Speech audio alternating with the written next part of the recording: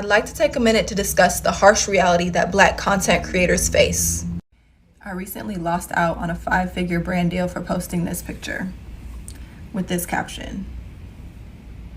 Nowhere in the contract were there any stipulations given around what kind of content I could post, except for the branded content, which would be approved by the company. As for my personal content, nothing was said. After posting that picture and posting that caption, I received a phone call from my agent saying that the company thought it was inappropriate. And I just want to take a second to unpack that. When I read that caption, I read a playful articulation of the love I have for my man. It's been generally agreed upon by the Black community for decades that the N-word isn't derogatory, it's a term of endearment. And that brings us to the photo. Yet again, when I look at this picture, I see playfulness. I see a Black girl living her best life, having fun. There's nothing inappropriate about it to me, especially not in the world we live in today. For centuries, Black women's bodies have been scrutinized, they've been picked apart, they've been deemed unworthy, they've been deemed inappropriate, and this is yet again an extension of that rhetoric. It's the hypersexualization of the Black female body which has led to this very conversation. The only way someone else could deem this as inappropriate is if they projected their sexual desires onto me, or if they projected their underlying judgments onto me, which is what we call prejudice. Now, typically I would brush that off and say that's a you problem, but it becomes a me problem because it threatens my livelihood, just the same way these systems of oppression have threatened the livelihood of Black women for centuries. Furthermore, you want access to my audience, which is mostly Black women, without actually having a full appreciation for Black culture. Why is it that what's considered appropriate or professional is always adjacent to whiteness? You want the activist part of me that's articulate and intelligent, but that's just one side of my Black girl magic. Because the other side of me knows how to turn up and throw this ass. And that's what I'm gonna do. We don't have to separate who we are in order to please these companies. We don't have to erase or hide any aspect of our personality in order to get these bags. If you can't handle me at my back that ass up, you don't deserve me at my I have a dream. When we look at dress codes and this idea of what is professional, we have to look at kind of who's making those rules and where they're coming from. And a lot of those rules come from Eurocentric white areas. So what's the point of a dress code? The point of the dress code is conformity and to put forth a specific image. But what is that image and where does that image come from? And if we take it all the way back, typically this image of professional and dress codes all originates back to Britain and the United Kingdom and colonization.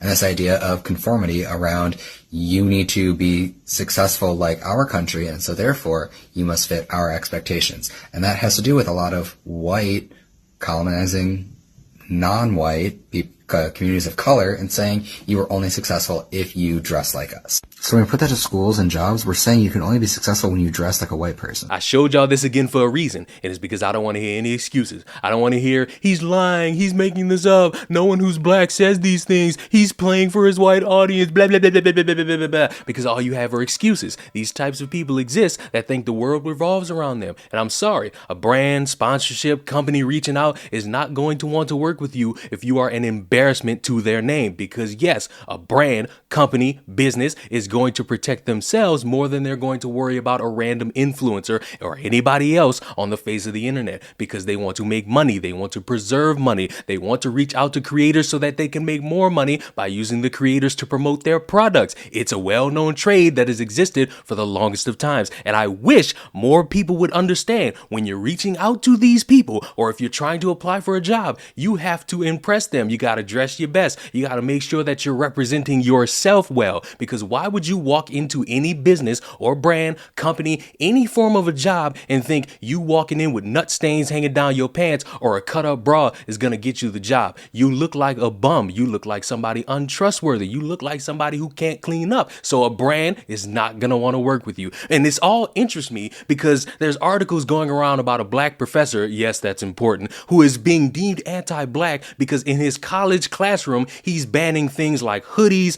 bonnets, coochie cutter shorts, and various other forms of clothing, and people are reacting to it saying it's anti-Black. And there was one person who played defense for this saying, how is it giving anti-Black? A hoodie is one thing because obviously it's a hoodie. People get cold, so of course you want to wear a hoodie sometime. But you have to meet people where they are and speak their language. Making a dress code isn't anti-Black, it's establishing decorum. We currently live in an environment that people just do what they want, and that's not acceptable. And somebody they had the great idea to respond with, no do-rags or bonnets is definitely anti-black. That stuff shouldn't bother anyone or be seen as negative. It's no different than someone wearing a turban or hijab. And we can excuse the lack of cultural understanding to the point where you think a bonnet, something that goes on your head when you're trying to protect your hair, has the same cultural importance as a turban or a hijab, but that's besides the point. When you look at this and you understand that people are saying banning types of clothing is anti-black, you must ask yourself, why are you going in any setting, whether it be professional or in somebody's classroom, walking in like a bum? Now, yes, it's a college. People want to dress how they want. Some people come in funny suits. Some people come in their pajamas.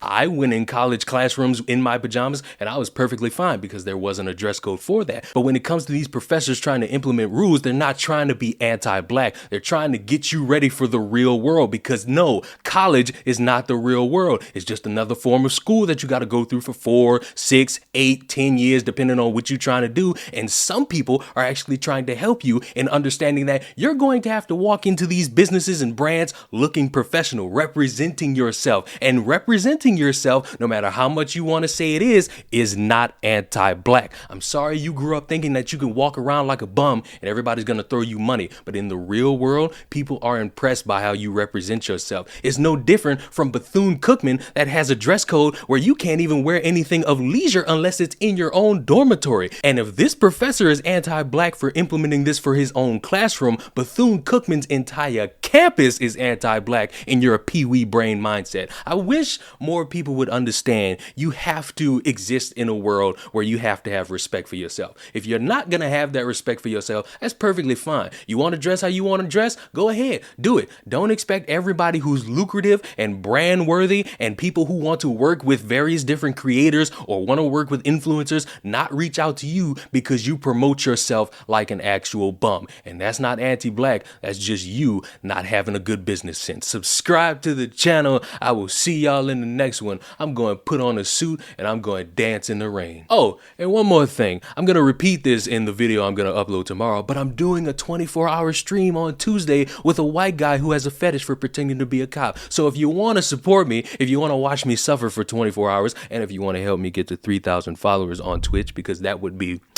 beautiful, come on down, follow me. We don't bite, we're just having fun. All right, see y'all in the next one. Bye.